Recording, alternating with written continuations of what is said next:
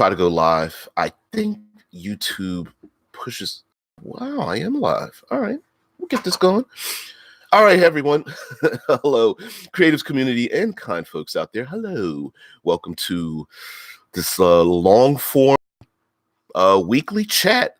This week we're talking about festivals and celebrations, holidays, honors, all of those things, from graduations, special occasions, parades and all of those things. And today is Tuesday. It's kind of a grab bag, Discord Tuesday, but we are going to talk about this all week. And for those who do not know, you can, of course, participate live here on Facebook. You can also participate in the Discord. And the Discord is available. We simulcast live through the audio in Discord, especially if you have, conflict issues or, I don't know, low latency or better audio through Discord. And so if you join the Fantasy Grounds College Discord and slide down on the left to the boy, that's where all the cool kids hang out. So that's where get past those classmates and creatives that are above. Thank you very much, Pillar. So also it actually benefits you if you want to import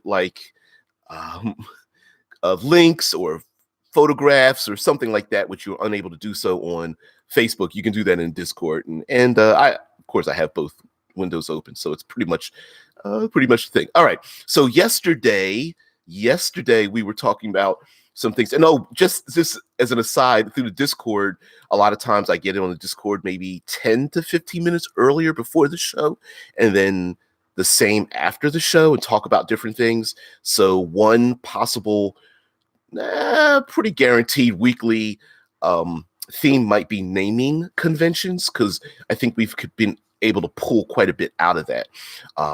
And something that came up pre-going live came up, and I want to bring this up in terms of using holidays and festivals and stuff. I hear you, Rickard. Yeah, I guess we'll miss today's stream. I guess you could say I'm taking a holiday. There are many. While holidays, sometimes like our top 3 holidays come to our mind, there are many traditional celebratory events, both good and fun and soul inspiring, as well as many celebratory events that are celebrating, especially when it comes to death, celebrating the life and legacy of those that have passed, especially when it comes to political or military holidays, those individuals who have died in service to a country or something, and then everything in between, from harvest to seasonal changes and deadly events that have happened in the world. Well, one thing I wanted to bring up, and this has to do with a conversation we were having, and I was trying to find the right words for it pre-going live, but this actually has to do with festivals. And that is the idea that traditionally, when we come up with our festivals and holidays and parades and things of that nature, they are, well, for lack of a better word, they are a tradition. And we did mention yesterday that over time, those traditions can change a little bit and warp a little bit, quite much like our use of the Halloween as an example, and Christmas as an example, where people who are not religiously inclined still celebrate Christmas because of the idea of giving gifts, whereas there are others who are very religiously inclined who are like, no, Christmas means a specific thing. It means a birth or resurrection or something of that nature. Whereas there are many others who find that, who may be counter to the original and or a mutated effect of whatever that particular holiday or celebration is. But there is one other thing that has to do with holidays when we come with conflict, because if we're going to bother putting festivals and things like that in our world, we want some conflict, we want some friction, some drama to get people to get people involved, right? Like, oh, PC's going to town, everyone's wearing purple and eating, I don't know, fried okra or something like that, right? So it's like, well, ooh, ooh, very good. Sorry, saw a message in the Discord from Palora. She received her black cube. Sweet. Gonna have to tell me about it, or even throw some pictures of it when you get it opened and get everything out of it. Yeah, Invisible Sun, expensive, but a tour de force of a creative thing. Thank you, Pig. Now the one thing about these traditions, whether they are giving thanks to the gods from a harvest or reenacting a major battle, let's go back to the reenacting of the slaying of a dragon, right? Yep, and Dead Man says Christmas is nearly 100% a commercial holiday now. As many, every holiday. I don't know about you guys, but I see on television there's sales for President's Day, sales for Memorial Day, there's sales for Christmas. Oh, Halloween's coming close. There's a sale for that. It just became this extremely commercialized holiday as well, which can happen. They can many of our holidays become usurped by a greater influence or power. And and Tesla Ranger says Christmas is now a season rather than merely a single day as well. See, that's where the taking the idea of the slaying of the dragon, there might be the month of the dragon or something, or the week of the dragon, where people do certain things or something. It could be as weird and brutal as gathering all the snakes and lizards in the city into the town square and beating them with a club. It could be dressing in costumes. There could be businesses that have pictures of dragons in the window because they think, hey, if I put a picture of a dragon in my window, that means I support the slaying of that dragon that happened 8 generations ago, and people will come in and buy my goods or something. Yeah, that was Weasel Stomping Day. I forgot about that. Yep. And Pelor says, I've mentioned this before. I've personally co-opted the week between Christmas and New Year's as a reflection of the old year and planning for the new one. That's not necessarily a bad thing, nor individual or co-opted, because the holiday known as Kwanzaa, this has to do with the dragon slaying, so follow me on this. Kwanzaa is a non-religious holiday that was created by African Americans, each day representing a tradition, and it was created for the 7 days between Christmas and New Year's as a method of having something culturally inclusive to the African American community. It quickly morphed away from that. It's a non-culturally specific thing, even though there are many people who still feel like it's like, well, I'm not black, I can't celebrate Kwanzaa, which is completely ridiculous. It's basically 7, because my family at one point, for about a 10-year gap, 8 to 10 year gap, we did that together for Kwanzaa. It's supposed to be just a community thing. Each day you do something related to one of the 7 tenets of it. And that was created, compared to all the other holidays and how long they've been around, Kwanzaa's it's like 50, 60 years old, something like that, maybe 70. That's not very long compared to some of the other holidays. But Plurus is not the original meaning, but as an atheist, it still makes sense. Exactly, where a religious holiday doesn't necessarily mean that only the religious people and only those individuals engage in that holiday. It could be that the holiday itself spreads out further along. And yeah, Pelora, who's across the pond, says, I've heard of Kwanzaa, but that's about it. I didn't know anything about it. Yeah, if Dead Man can do us the honors of typing in Kwanzaa, it very simply, it's a 7-day celebration, each day having a tenet, and that during those tenets you engage in whatever it means. So, for example, instead of buying gifts, one of those days might be represents giving a gift to someone else, and we that gift could be something you own and you give to someone else. We used our family. We used 3x5 cards, and everyone got a 3x5 card, and we wrote on the card something we would do for that individual that could be cashed in later that year. So it could be walking a dog or washing dishes or hanging out or go with me to the movies or something of that nature. Thank you very much, Dead Man. I really appreciate that. Yeah. And so, and each day was something. Like one of the community things was we went out, and it was cold at the time, it snowed, so we decided to shovel the snow for our neighbors. There were maybe 15 of us, 20 of us, or something like that. So it's little things like that.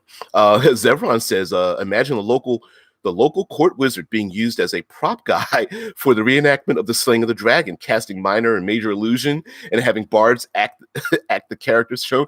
Absolutely. How many times have we seen reenactments? I know when I born and raised in Philadelphia, Pennsylvania, in our small northwestern part of the city called Germantown, there was a reenactment of the Battle of Germantown, in which in that battle they lost. So it was a reenactment of a battle where they lost, and it was still cool. You see the reenactors would dress up in the authentic costumes, and they would bring out the cannons and fire off the cannons and the blanks and the rifles and things. It was pretty cool. It was during like a civil war-ish period of time and stuff. So and those reenactments could happen. But now let's come up with some conflict here. So you've got the month of the dragon, and the people are happy that the dragon was slain by the local heroes many generations ago.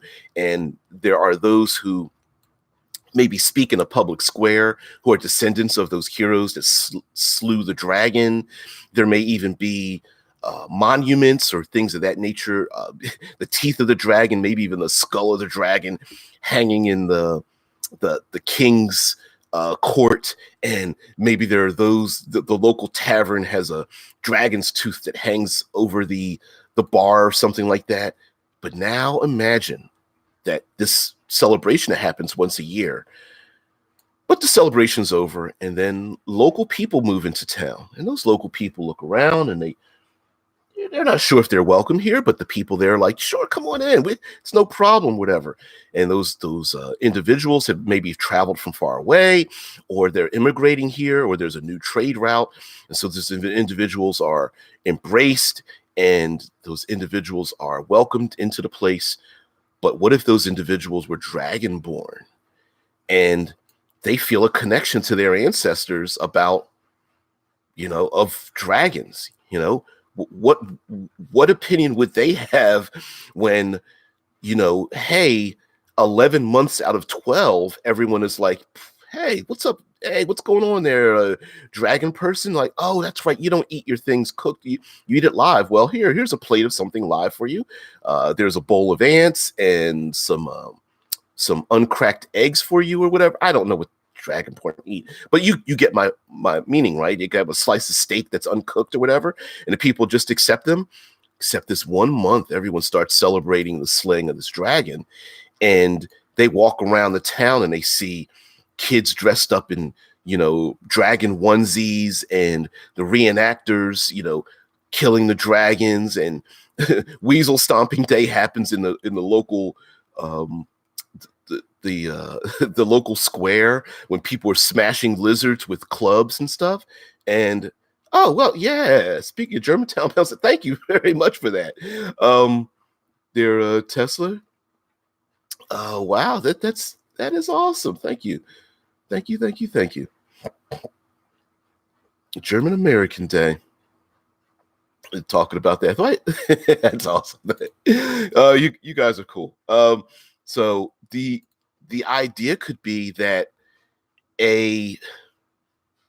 while the public and the people embrace these new dragonborn visitors, and eventually they buy homes, and they buy and trade with them, and they learn languages, and and the children are playing together during this one celebration. They might think a little bit like, I feel uncomfortable around these people, and maybe the other Dragonborn are like, that's, whatever, that's just their thing.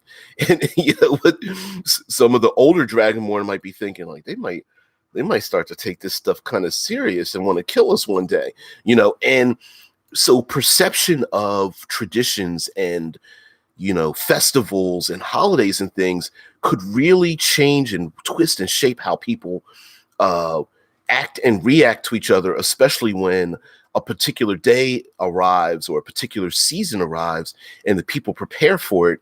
And those Dragonborn visitors from out of town start getting a little antsy, or maybe they start to protest, or violence breaks out when they go into a local shop and someone is saying or doing something to them, or one of those people in the public streets spits at the feet of the dragon because it's the month of the dragon, and just for them, they just like, yeah, you remind me of that dragon that killed one of my ancestors. And then, but any other period of time, it might be perfectly fine. And there's a possibility where that kind of interaction amongst the races and or cultures in your world you could create that tension. And then I think this great role-playing opportunity, although that might make some players go 0 to 60 want to slay everyone that's around them. Now Pelora says there's an episode of BoJack Horseman. Stay with me. Okay. Where a cat is dating a mouse, goes to the mouse's parents, and they're celebrating an anti-cat holiday. That's exactly what I'm talking about, where they're, celebrating these holidays. As a matter of fact, I don't want to make this a Debbie Downer episode, but there is Stone Mountain in Georgia, and against Stone Mountain, there are carved into the face of Stone Mountain the soldiers that fought for the South during the Civil War here in the States, between the North and the South. And in the evening, there's a big celebration, and they have like a laser light show. I believe there's fireworks and there's music, and it tells the story of the rise and fall of the South. And while, it's a historical thing, and you go there and 99% of it is just like eating a funnel cake and candy, and there's a big parkland area and things like that. At the end of it, I felt a little bit uncomfortable. And you guys know my wife is Caucasian, and other family members there are as well, and they were like, "Are you all right?" And I'm like, "Yeah." I said it was just one part I didn't like, and they were like, "Well, what happened?" Like, are you all right?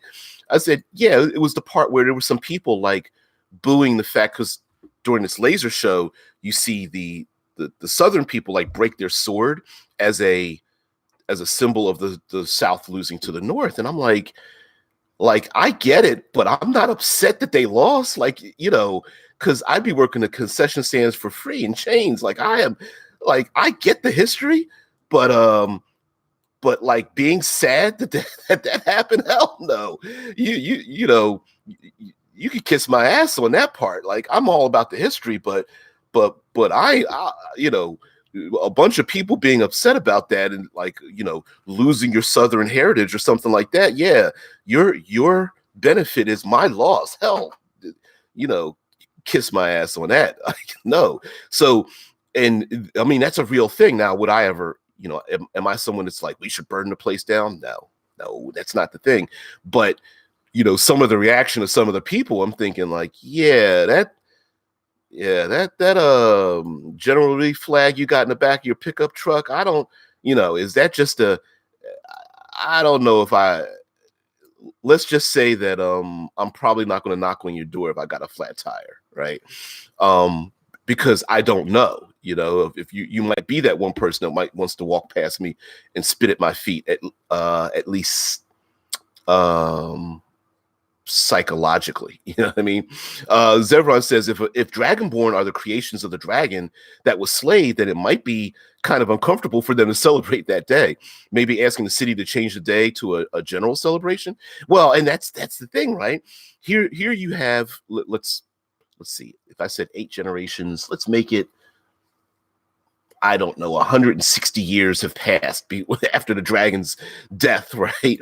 And the people today, they see some of the remnants of the slaying of the dragon, and now these new dragonborn people have come in, and yeah, Zev says like happy holidays instead of Merry Christmas.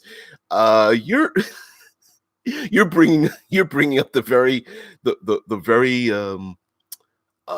vocal, and I'll say even violent um problem that comes with having these once a year, once a month traditions, these things that we embrace because of certain events. um there are many people who say, well, why should we change it? It is a thing that we celebrate, and it's been around for a long time. You don't go, for some, changing a holiday would be like recarving letters or words into someone's tombstone. You just don't do it. You don't. It is what it is. It's tradition. You live with the tradition. Yeah, right. So for some younger folk, I'm going to assume that you're younger, or just like you shrug your shoulders, like, well, just change the general thing and then embrace everyone that's part of it.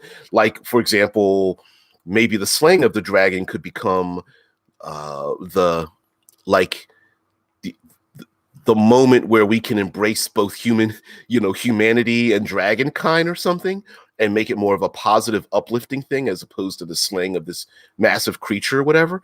But you're going to get a lot of opposition to that who are like, no, my my last name is Dragus, and I'm fifth generation Dragus who went and slayed the great dragon, and I'm still practicing my sword skills because one day a dragon might come back.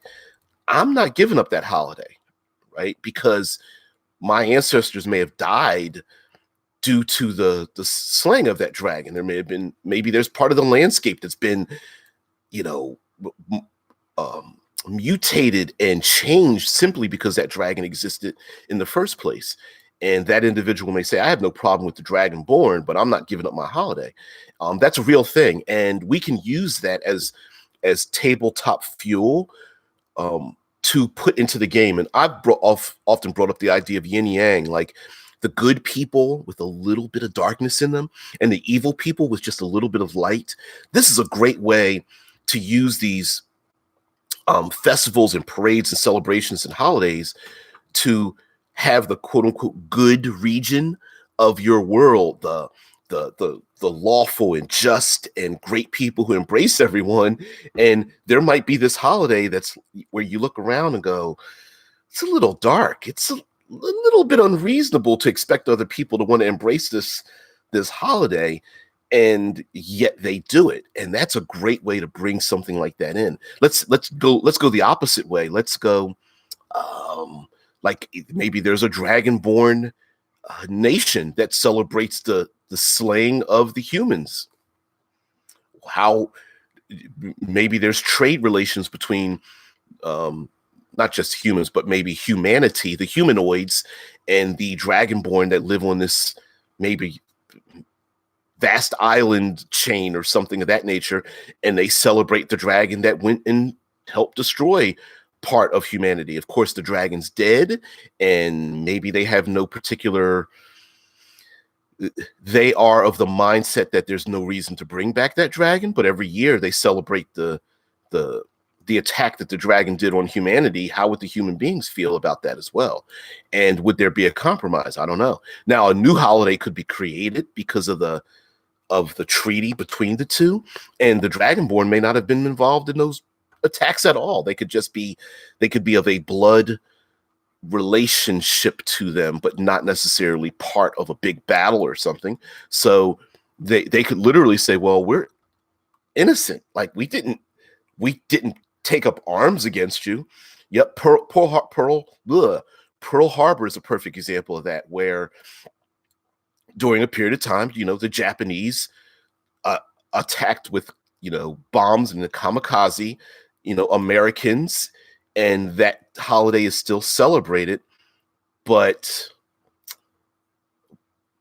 if you're a native Japanese individual, do you feel a little bit odd about that holiday? Probably a little bit, got a little bit of a twinge in there, like, you know. Of course, you might have, if you're a Japanese American, you might have more relationship to being the internment camps, but that's another thing. That's a war related. That would be war related episode.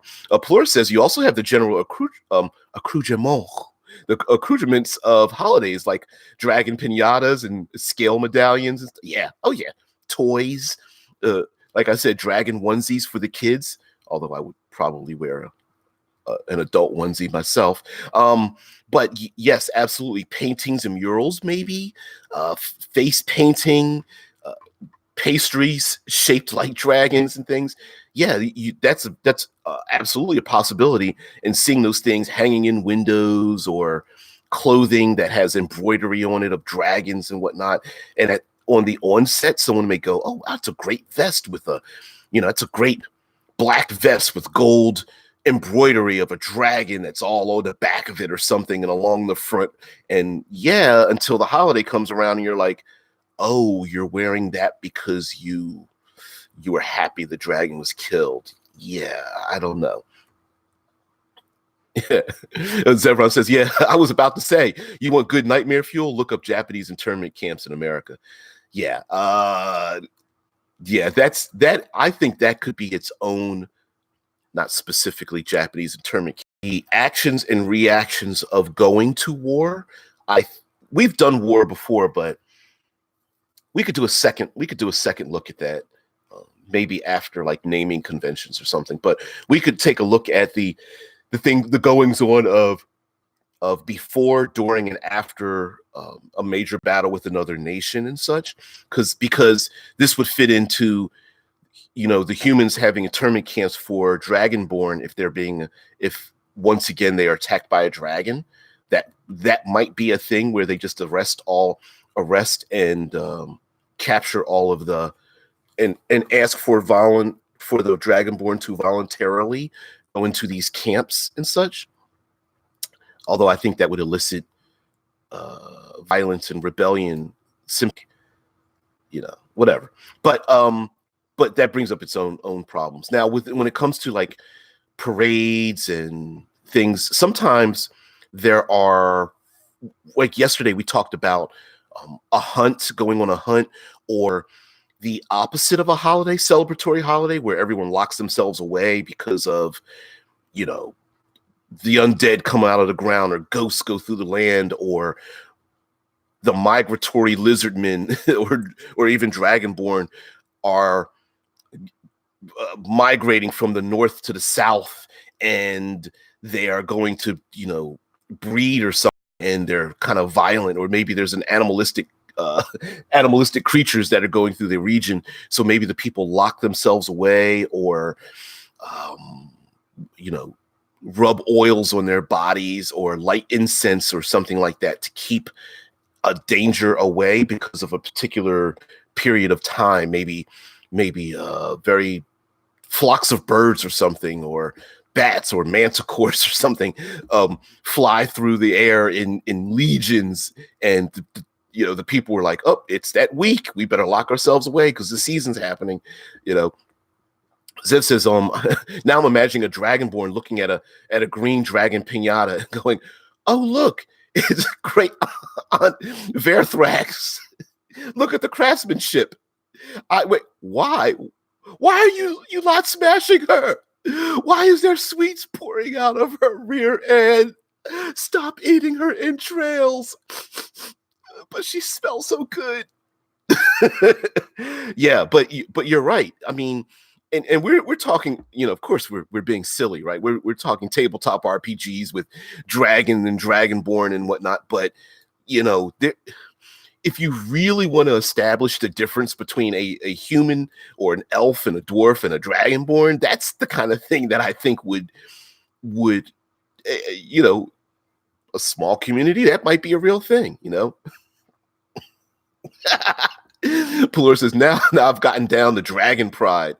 Not official holidays, but it's parades and celebration. Only thinking that because it was pride in my city a couple of days ago. Yeah, And there might be some people who are against the Dragon Pride Day, when the Dragonborn get together and walk down the street,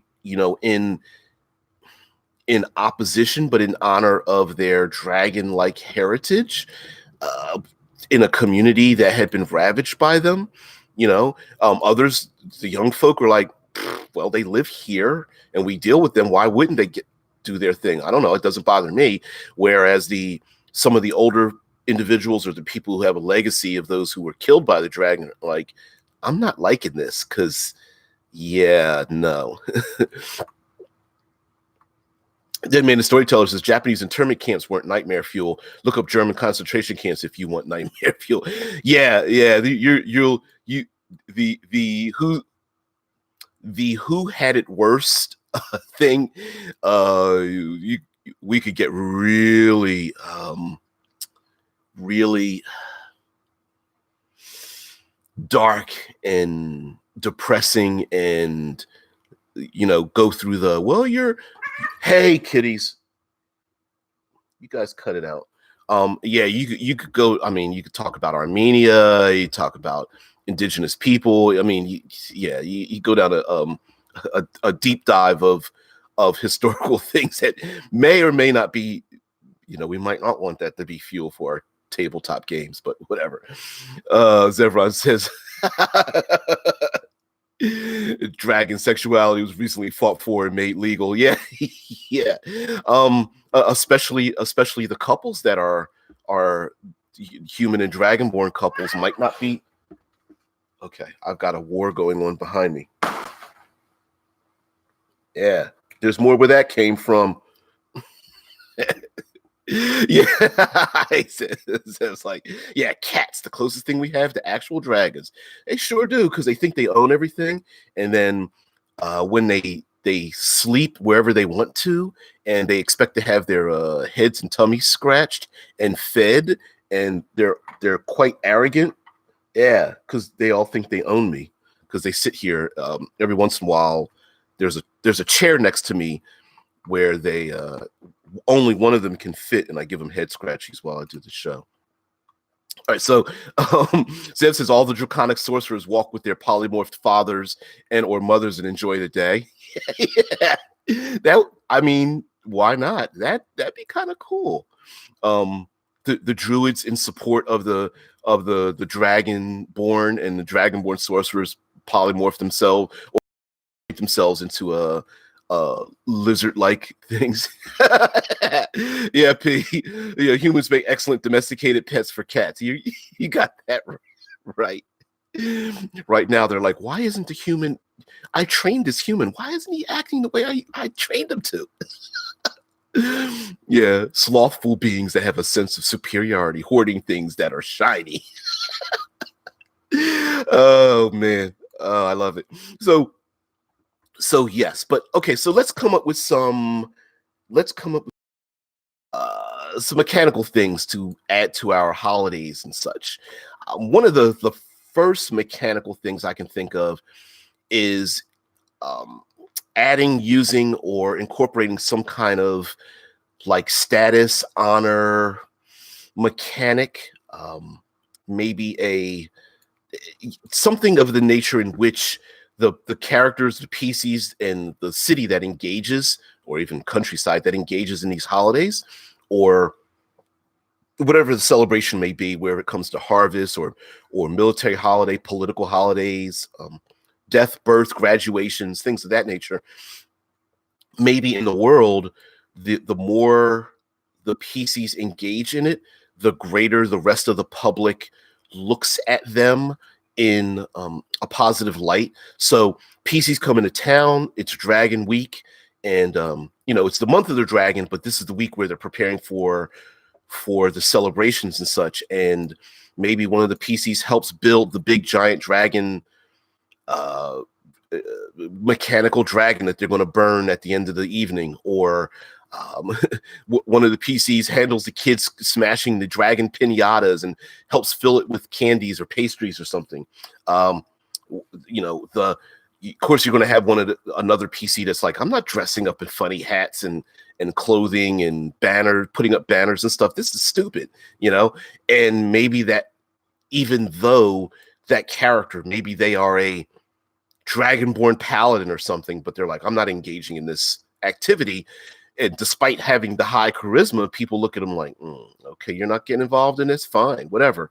I'm going to ignore you and go about my business of capturing lizards so we can smash them in the town square for this week, right? So you could establish some kind of mechanical benefit for the people that engage in the holiday at that particular time and place, and the opposite of not engaging in it may have them befriend those who are against the holiday, but the ones that are into it are like, well, I see where you stand. You love dragons, don't you? And you're like, I'm not a dragon lover. I just don't feel like we should, be killing them. Or at least lizards or something. Zevron says fireworks being used to turn a dimly lit area into a brightly lit area for a couple of rounds, allowing individuals that don't have dark vision, what is that? The human of the group only? Exactly. See at night. Or although this might be pulling it a little bit too into the weeds, but the fireworks could temporarily blind some of those individuals. But you're getting into my third pillar, man. Come on now, you are usurping my third pillarisms. But I love it. Pelora says the start, like tutorial or prologue, of Neverwinter Nights 2 is all a festival. There's a brawl, there's the archery competitions, hide and seek. A few, I can't remember them all. No, you're fine, Zeb. No, but the lots holidays are celebrations have been based around place for the first place. So strongman competitions and archery and things of that nature are a great way to add in more of the physical elements to it without them necessarily being lethal. So wrestling competitions and sword fights with wooden swords and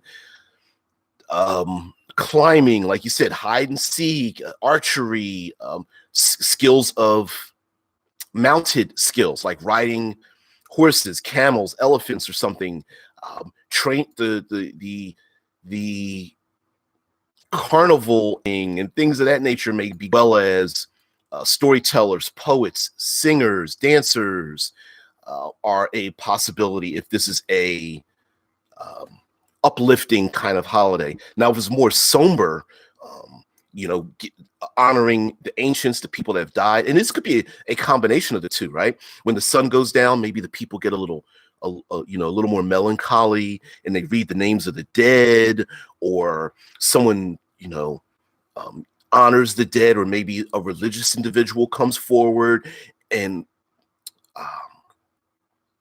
talks about and blesses the community, as well as talking about those that have been lost. Zev says heavy celebration, adding a point of exhaustion. I know if I celebrate too long, I get tired. Yeah, there's lots of drinking and running, and maybe even getting pulled into things that you might not want to. I'm looking at you, Ravnica, with what is the parade that goes around, like the blood fire parade, or whatever it's called, pain and pleasure parade that moves around the world of Ravnica in Killmaster's Guide to Ravnica, and you might be one of the people, I don't know, tied up and chained and with your flesh flayed and burned and stuff like that. Yes, slaughter games. Yeah. Polar says on the solemn side, there can be endurance tests with fasting or standing at a shrine. The latter could even confer a blessing. Yeah, that's a possibility. And if we want to add in, because thinking about it, this is going to be very heavily social. Competitions, tutorial. Yeah, they're and Neverwinter Nights too. Yeah, the opening credits to that. Now, we could add in, because if we're talking, there could be engaging in the festival or the celebration itself could confer actual events like blessings or curses or guidance or summon up. There could be creatures that may be summoned up because of this, or maybe there are dangerous creatures that are kept away, or maybe these festivals, maybe this festival itself could be under ancient dragon that might every year that they have the celebration, that dragon is getting more and more irate that the human beings deign to dishonor their ancestor or their brother or sister or something. And the people may not stop it, where the dragonborn are like, guys, you might want to not do this next year because we know something you don't. And no. Right. Zeb says apparently people lock their doors during them because of the propensity for innocents to be killed or tortured.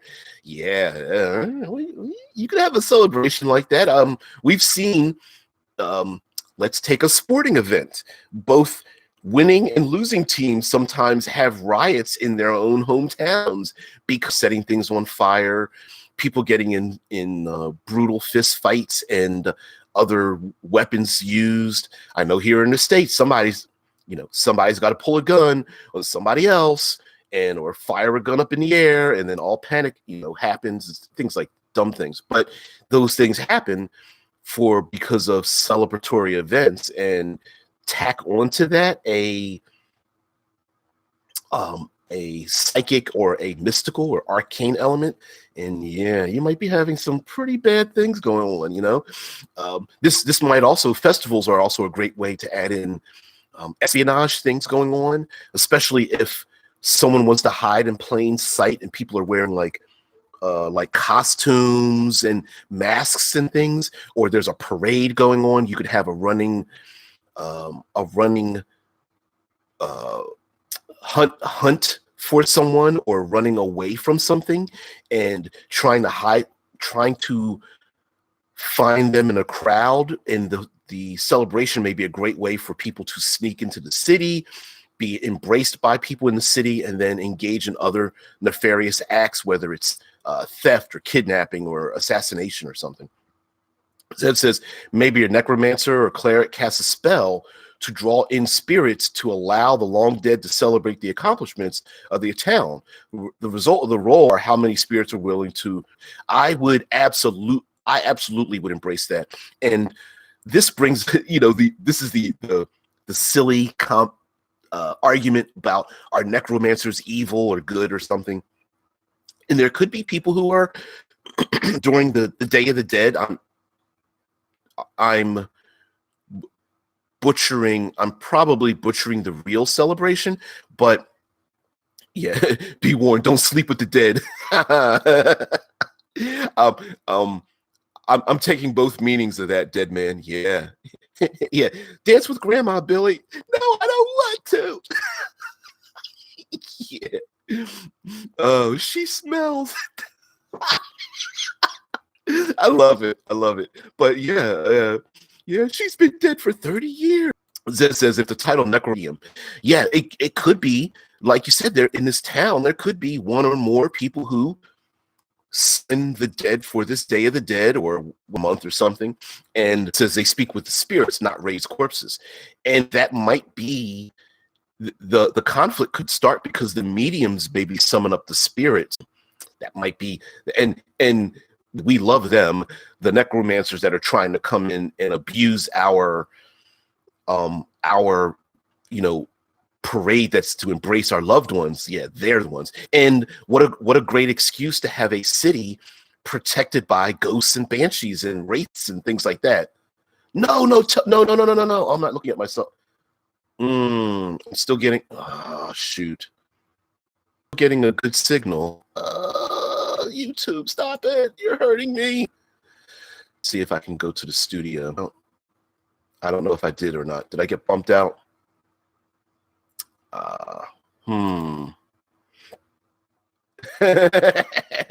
You guys let me know if I'm still broadcasting, because I did see that. But anyway, anyhow, guys, there's an excuse, YouTube. It's the only way. Yeah, it is possible to have a town where the undead the undead spirits rise up to protect the people that are there. We're getting towards the but also it's a great way for so-called evil spirits to not want to harm the people the residents who live in the town, and maybe for the PCs to at least circumvent being attacked by these spirits. They too are supposed to engage in the Day of the Dead for the city, and maybe parents or loved one, or maybe the mediums don't control who comes forth. All they do is summon up the ancients. It's up to the individuals to engage with them, for good or bad, you know. Zev says maybe the spirits are conscripted to defend the city upon death, and this day is to celebrate their eternal vigil. I love that, of the individuals who natural causes, and instead of, you know, these individuals, you know, unfortunately, maybe some younger people are killed or sacrificed so that they could become vigilant spirits, has an enemy that this kind of sacrifice to take place in the first place. Dead Man puts in Ghost Wars TV show. Never heard of that, but a great idea. White Wolf's Wraith the Oblivion would be a great game system to use if you wanted to have a game system that involves using the player characters being undead and being spirits defending the living and such. That would be a great game system to use, because it's already built for that. Also, you know, since we're talking about, of course, we're going to be talking about the use of parades and festivals and things of that nature. This is also a great way to add in more of the, because you want to add some combat in there. There are going to be some players that are, like, you know, chomping at the bit. They want to kill something, slay something, and this might brings out from the ground or spirits or dragons or wild beasts or monsters from out an outer realm, and either they come by each year, or this festival is to drive them away, or it's in preparation of yet another attack by them. It could be, for example, the merfolk or the swamps or something, and flicked over resource. You know, the celebration of the harvest might be good for us, but not good for the people that, you know, need to, you know, survive off of the fish that live in the ocean. And the merfolk are like, look, you're taking our resources. And the people are like, no, but this is our fishing season or something like that. And so there could be some contention with that as well. I did bring up Besiege, or someone wants to, maybe the Dragonborn want to kidnap the mayor of the city, or maybe a fight breaks out in the middle of town, and that fight that breaks out, them get together to engage. The slaying of the dragon ceremony, surfacing, or the Seven Kingdoms come together. Everyone knows. Of course, when we talk about world building tomorrow, we're going to talk about player characters embracing the traditions of the world in which you created. Oftentimes, there are some players who do not embrace the idea that this is a normal thing, such as, you know, paying the copper piece to go into town instead of drawing your sword and trying to kill the city guard.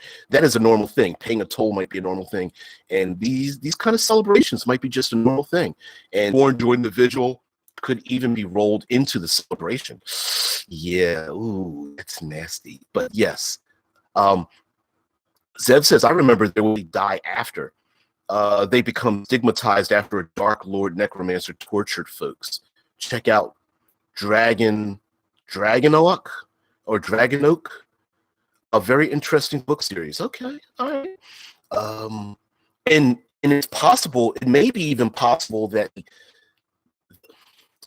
the necromancers, the spirit mediums, may draw the light. It's not forces are only and externally in the city, and if it wasn't for the entire population engaging in it, this would kill one individual, right? To create it's like, oh, everything's fine, everything's great. You're being brought into the main square, you know, in their white robes, nothing under. He drew out some a really excellent world building, world appreciated.